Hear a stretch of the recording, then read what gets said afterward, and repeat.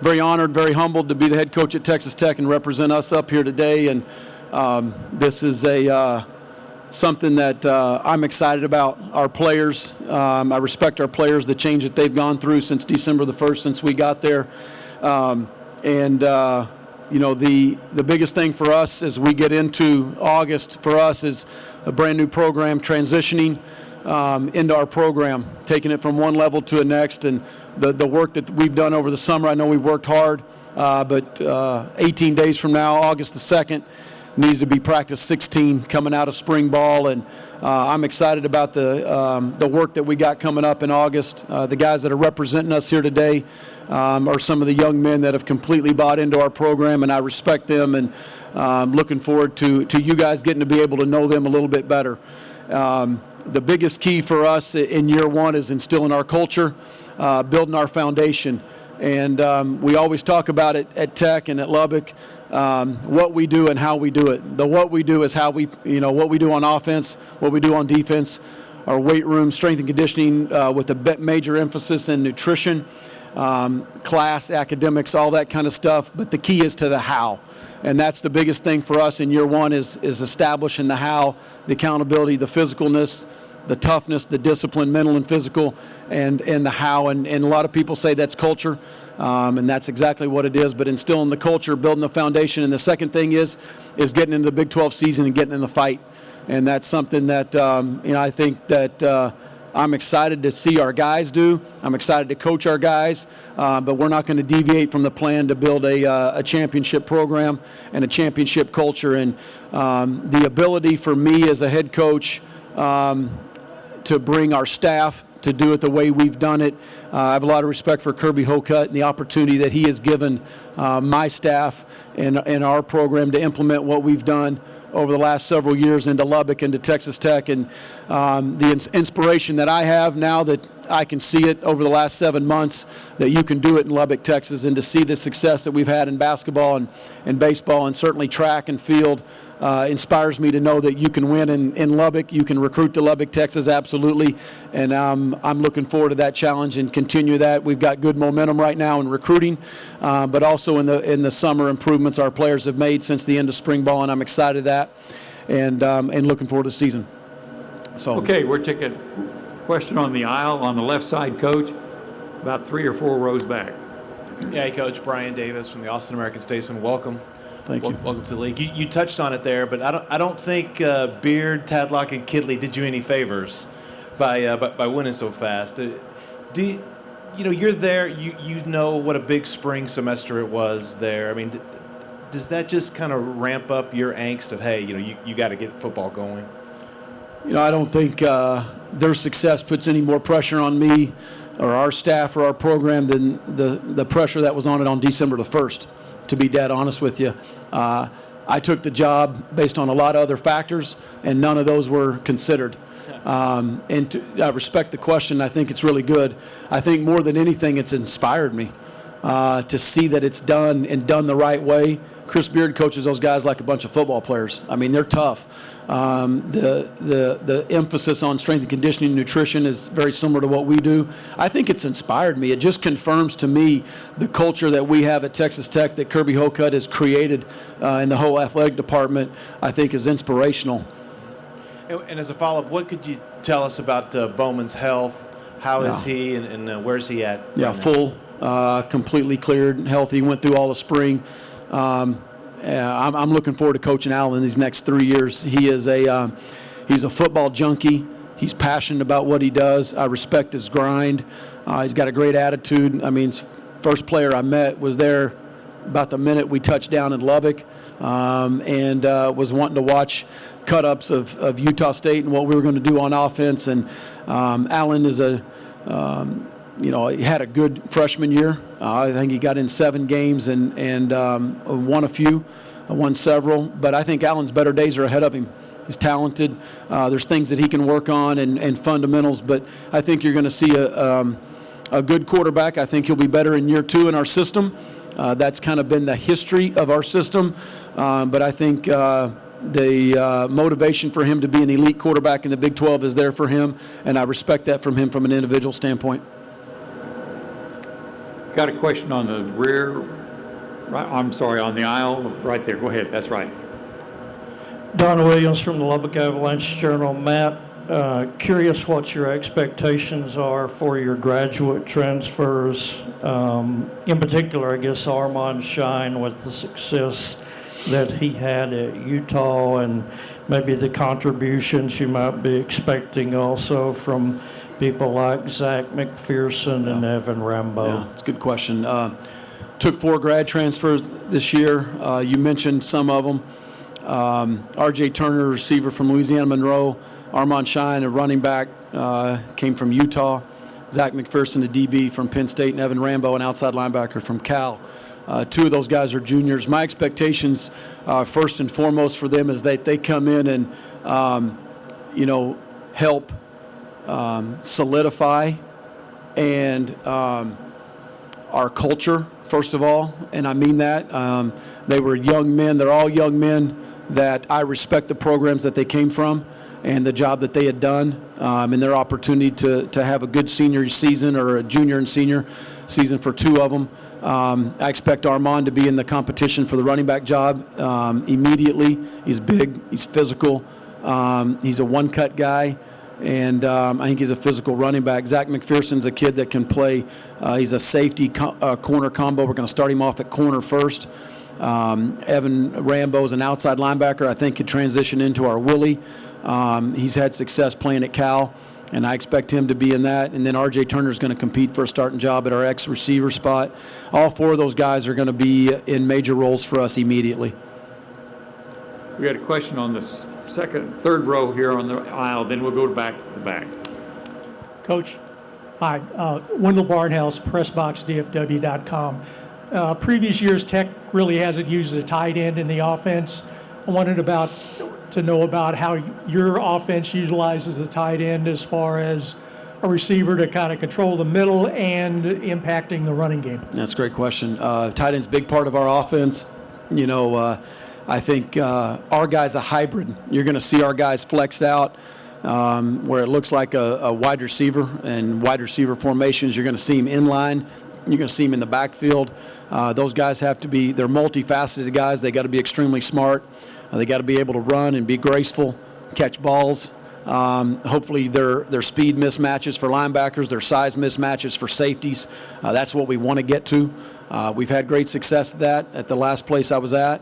I know 3 of those tight ends in the 6 years I was at Utah State. They played in the NFL, and certainly what I want to get to here.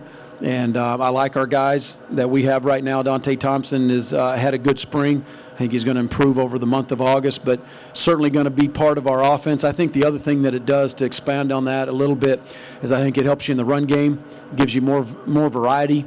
The thing that's left unsaid is the ability to play defense in the Big 12. And for our guys to be able to go against tight ends and run game and a mentality that, quite frankly, on offense, we want to have more of a run mentality, even though we're going to play out the spread and we're going to play fast. We're going to be very aggressive down the field throwing the ball. Is we have to defend the run. You got to be able to stop the run and defend the run, and you got to be able to run the ball, in my opinion, in the month of November if you want to be a consistent program and win. And so that's kind of everything that I think about with the tight end position. Got a question on the right side, about 3/4 of the way back, and then we've got 3 questions up here on this side. Hey, Matt. Jenny Carlson Jenny. with the Oklahoman. I know that you were around football growing up in Sallisaw, even though your dad wasn't a football guy. But just growing up there, what do you feel like the impact of the town, just your experience there? How has it impacted your career, and now how is it impacting what you're doing at Tech? Yeah. Growing up in Sallisaw, Oklahoma, it's 7,000 people on a good day. If you're not sure where everybody is on a Friday night, just look at the lights, which is like Oklahoma, which is like small towns, and just growing up there, I played 3 sports, and you grow up, and that's part of that culture of that town, and my parents raised us that way, and I wouldn't trade it for anything. It's a great place. And I don't get back there near enough, but it's nice to be closer to home for my mom to come see us play. a little bit, and a bunch of friends and high school coaches that have already made the track down to Lubbock. But I think, Jenny, it shaped who I am. It's a small town guy, real simple, but it's a love of the game, respect of the game that I think that was instilled at me at an early age from all my coaches. And I think that you say the second part of your question, how does it impact you today? I just think I'm a product of a lot of those high school coaches at Sallisaw, not only in football but in baseball and in basketball, that kind of molded into who I am today. Okay, we got a question in the middle. Cameron Brock, Heartland College Sports. Coach, you have taken over a program whose most successful coach was fired controversially. Under that coach, at home against the Big 12, the team went 30-10. Since his firing, they are 10-25 at Jones AT&T Stadium against Big 12 conference play. How do you excite a fan base that has seen a decade of losing? First and foremost, I think winning games at home is one of the most important things that we can do. It's certainly been a focus of mine as a head coach since I've been at Texas Tech. We want to make Jones Stadium one of the hardest places to play in the Big 12. The respect that I have for our fans and our fan base has grown. I didn't really know about it, to be honest with you, before I was hired. But I've been able to see that through the success of the basketball team, and it's something that I respect, their passion for Tech, for the Red Raiders. They will travel. They come out, and they're passionate. They're loud. The Raider Power chant is real. And, I want to give them a winner at home, and I think creating that atmosphere at Jones Stadium is so important to having special seasons. To me, when you win games at home, you go undefeated at home, the goal will always be to go 6-0 at home. And you do that, you're going to have a special season. And I just think that, when you say we're a we, us, and our program, that's not only me, it's not only our players, but it's our fan base. And I respect the passion that they have for Texas Tech, and I'm looking forward to playing in front of them. We got a question about halfway back on the right. Hey, Matt, Suzanne Halliburton, Austin American Statesman. To piggyback on the offensive questions, when you looked at Tech's roster, do you have the physical personnel to play a tight end, play hardcore running, the offensive lineman playing, run blocking? I mean, do you have that right now? Can you play your offense with what you inherited? Yeah, I believe so. We're going to continue to develop that tight end position. We're going to continue to recruit that tight end position, but I think there's several candidates there to be able to look at. I mentioned Dante earlier. Tyler Carr, Simon Gonzalez is a young freshman. Travis Kuntz is a junior college kid that we signed that I'm excited about that just got in this summer. And so between all those guys, it could be a committee. It could be several of them that you see. But I think that those guys are talented enough to do what that we're going to do and to be able to use all of our talents. And I think, the progress of Armand Shine, the grad transfer running back, Tajon Henry, Sir Roderick Thompson at running back, there may be some times that we play two running backs and take a tight end out of a game. I think it's about using your personnel wisely to their talents and their abilities, but I certainly think that we can do what we've done with a tight end at Tech. Question on the outside left. Coach Newey Scruggs, NBC5 Dallas. Through the years, Tech's been known for scoring a lot of points, but they've also been known for giving up a lot of points. Defensively, what do you want to accomplish, and what were you able to get through to your kids during the spring portion and take into the fall about what you want to be defensively? I think the biggest thing to consistently winning in the Big 12 for my tenure here at Texas Tech is we got to play championship caliber defense. We talk about our plan to win. The first thing on our plan to win is to play great defense. There's not a time to me that's ever more challenging than to play that in the Big 12 than right now. In the last several years, I think very arguably you could say that this conference, and there may be some that are similar, but I don't think better, in the quality of play at quarterback, at receiver, and at play caller than there is right now in the Big 12.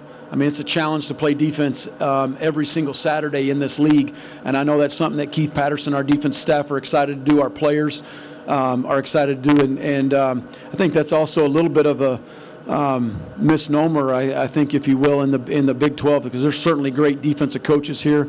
I think at the top is Gary Patterson at TCU's done it for a long time. Todd Orlando at Texas, John Heacock at Iowa State. There's some really good defensive coaches that have major challenges every Saturday in this league. So I recognize the challenge, I respect the challenge, and I respect that what's gone on in this league before me. But I'm an offensive guy. I like scoring points as much as anybody, but I like winning better. And I think part of winning is playing great defense. This will be the final question for Coach, 3/4 of the way back on the right. Hey, Coach. Shahan J. Raja, Dave Campbell 6 Football.